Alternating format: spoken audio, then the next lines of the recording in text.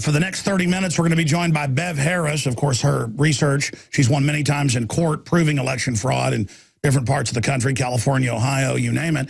Her book was turned into Hacking Democracy on HBO, and she described it last week with us as the most wall-to-wall fraud she's ever seen, just announcing states when no votes of that day were counted, announcing a bunch of states against Romney, and she's nonpartisan.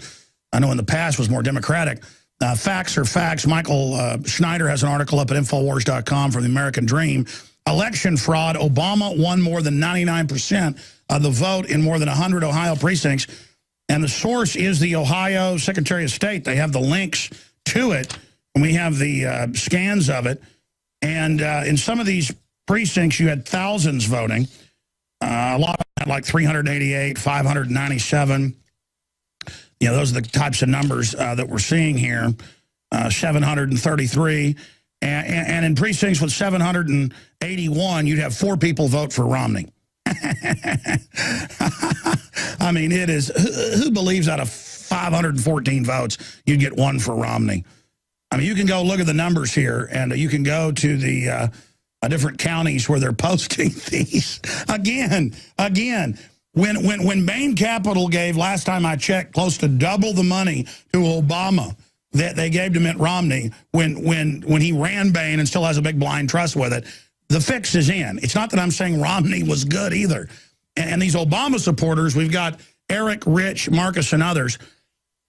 We'll get to you, and then I'll get into the Petraeus news after Bev leaves us. She's been very nice to give us all these updates, but now she's learned a lot more. This is the type of stuff she's talking about. Sure, she's caught Diebold in their code designed for fraud. Sure, it's come out in congressional hearings. But now it's just, we'll just announce all these states. We'll announce Prop 37 when half the votes aren't counted. They still haven't counted 3 million of them. We'll just say whatever we want. I mean, it's reached a new cuckoo land. And just like when Ron Paul got publicly robbed in Iowa and Maine by the Republicans, he wouldn't buck it because you look like a sore loser. And even though all this election fraud news is out and confirmed, you'd think it'd be big news that in Ohio you'd have things going on like what we just mentioned. 99% of the vote plus, we're talking about 95, 98% in some of these areas going to Obama. Does anyone believe that? I mean, this is incredible. This is absolutely incredible.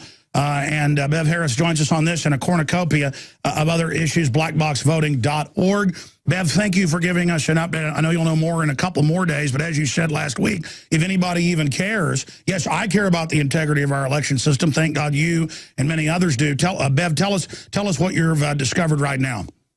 Well, I've been compiling information, and I have a long ways still to go. I hate to say that, but, it really has been flooding in. One of the things that I have spotted is a real trend with the absentee votes. I've been saying for a long time now, these absentee votes, watch out for them because you can't control the chain of custody. And this is specifically what I've been seeing. The count gets interrupted right in the middle. For example, in King County, Washington, which has 1.2 million voters, 75% of the votes are counted, and then all of a sudden they interrupt the count. And they claim all of the optical scan machines have stopped functioning at once. And then when they resume the count, you often see a trend reversal. Well, I saw this in state after state after state, in location after location, where they were having mysteriously, all of the absentee counting voting machines, absentees are counted on voting machines, but all the machines would go on the fritz at once. Do you believe that? I don't. And then it would put a halt in the count. So I want people to understand what can happen when they stop the absentee counting midstream.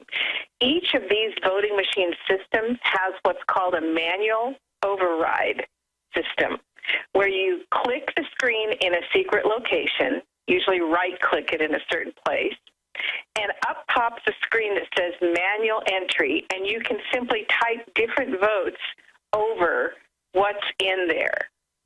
That sounds like a great design for Al Capone or Don Corleone or, let me think of some other big famous criminals, Bonnie and Clyde maybe. I mean, this sounds really reasonable. Well, I mean, they claim, because I have videotaped election officials using this manual entry system, by the way, the manual override. They claim that they use it for things like, well, in Kentucky one time, I saw them use it when they said, you know, we lost a voting machine. So here, we have the results tape. We're going to manually enter the results. Of course, you can't see what they're doing, so who knows what they're manually entering. But, you know, it's a very, very dangerous thing. This is not a hack. This is actually, it's a secret menu. And if it was really legitimate, I don't know why they wouldn't just put it in some place where you could see it plainly in the menu. But you have to know how to get at it. In the Diebold system, you right-click in a certain place, and it pops up a screen, and you literally type in any votes you want. And you were the one years ago that discovered the code with Diebold, and they had to change it. Their little backdoor designed to go in, change it, and then cover your tracks. Right. Well, guess what? They never solved that problem. It's still right in there. So, you know, there's some things people can do. And I had a reporter call me the other day, and he says, well, are you asking for the records in King County? And, you know, I'm not. Because if I do every single step of it for everyone, here's what happens. Everybody looks to me and says, I want you to protect the election in 10,000 jurisdictions. That's not going to work. What we have to do is get people to take some actions. Yeah, folks, you've got to go out and challenge it. I hear all the time, I'm mad at you. You need to make a film on this subject. You need to go out and do this or do that. Yeah, yeah. And I mean, I'm working 18 hours a day some days. Right. Give me a break, folks. Right. So here's what I did. I told this reporter, I'll tell you what, I will send you a template of exactly what to ask for, and I will help you analyze it. But I'm not going to do every step of it because the reporters and the public need to learn how to exercise their muscles. If they don't, then the whole idea of a democratic republic is a sham. And we know that's not the case. It's just that we've been so taught to accept things and that we're safe and we're protected. And, you know, that's the kind of logic that was used long ago to keep people in slavery, to keep women subjugated, was just to say, don't worry your head about it, we'll all take care of it. No, you know, we need to flex these muscles. And so I'm glad to help people know what records to get. But I'm telling you, this absentee voting, understand that 25 states this time had no-fault absentee, sometimes automatic absentee, where they were sending ballots out to people who had not voted in years and who did not request a ballot. Wide open for fraud. And then when these things come in, they're counting them, and they know they take days and days, sometimes weeks to count them, so they know exactly what they need to flip that election. Let's talk about Prop 30. Stop the count and manual enter it. Sure. Let's talk briefly about Prop 37. You know, a lot of polls showed 2-to-1 wanting to label. I don't believe that Californians, for a minute, as we said last week, voted to not label things. Obvious fraud going on. We've seen election officials all over the country getting caught the last year, going to jail for fraud. I mean, how do we investigate that? You know, and I've been thinking about this, too, because 99% of the time, even if the citizens catch them red-handed, the attorney general or the local attorney will refuse to investigate or refuse to prosecute. And I've been thinking about that, too. We still need to catch them. We still need to get the records. And then we need to do things like convene citizen grand juries and so forth, because again, we don't want to just be saying, oh, yes, you know, to the authority figure, you're in power, you're protecting us. If they're not protecting us, then we need to actually use the remedies that are available to us in the Constitution to protect ourselves. Well said. What do you make of the numbers we're getting out of Ohio and other areas where 99% of votes in dozens and dozens of precincts were for Barack Obama?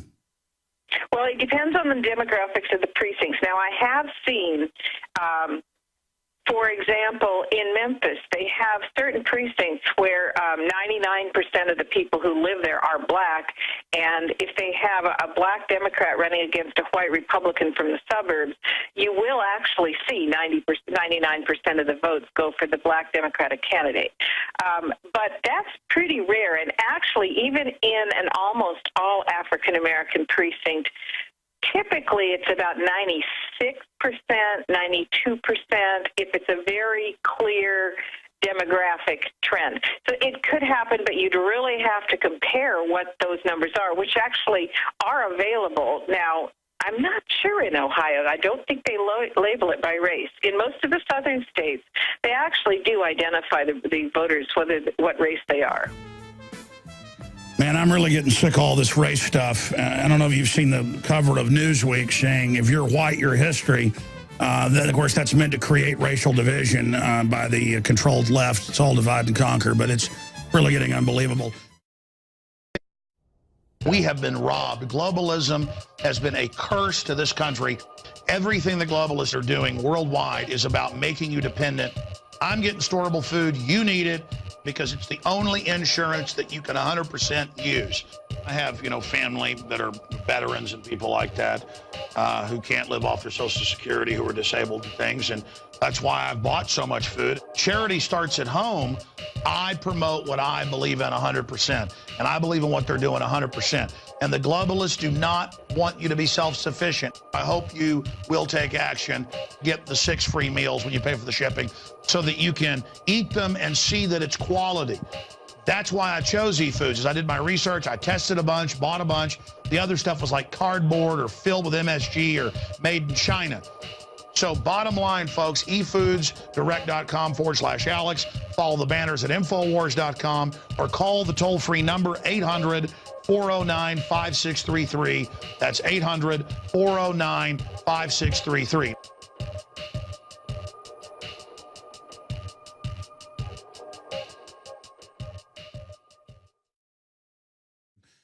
Bev, other points in this short 5-6 minute segment that people should know. You mentioned last, I guess, Thursday on the show with us that it was amazing to see all these states being called before the day's votes had even been partially counted.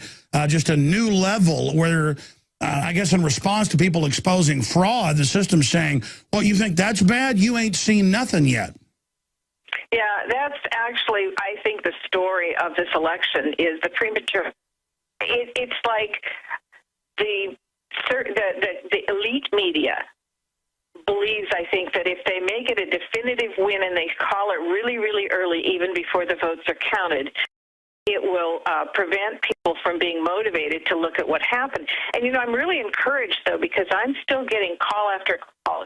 Like every half hour I'm getting a call to do another radio show and to go over this, and it's not just from one side or the other. I think the public is starting to really sense that there's something that stinks about this. I mean, why won't they count our votes and tell us the real numbers and wait till all the votes are counted, or at least most of them? Why this sudden rush to make us believe a result so that we won't question it? Yeah, that's it. It's just, hey, we'll just announce it, in the morning. And then Romney goes along with it, so it cements the idea. And Ron Paul, God bless his soul, he'll look like a sore loser when he got cheated, clearly in Iowa and Maine. Even the news later had to admit, well, he really won, but the Republicans won't count the precincts where he won. They just do whatever they want. Right. And, one thing I saw also this time is you started to see this drumbeat very early on before any of the polls had closed, so they knew they couldn't call anything yet. And here all the networks are saying, and it's very important for stability for the candidate to concede, and they were pushing this idea that this is patriotic and this is what needs to be done, is the candidate needs to concede promptly. So it's just really creepy.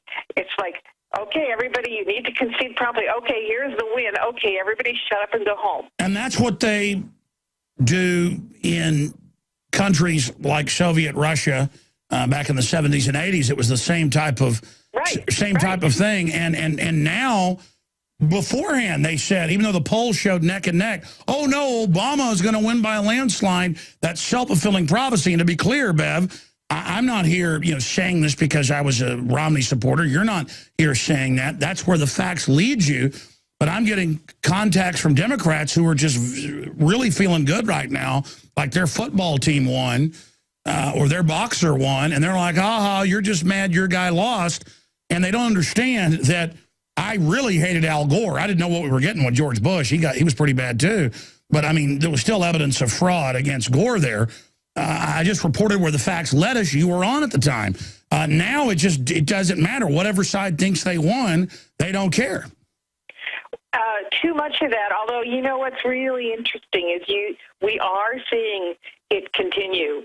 And we are seeing people keep caring. It's so interesting. Like, Brad Friedman is pretty much on the left, and I'm sure, I don't know if he's an Obama supporter, but he's definitely on that side.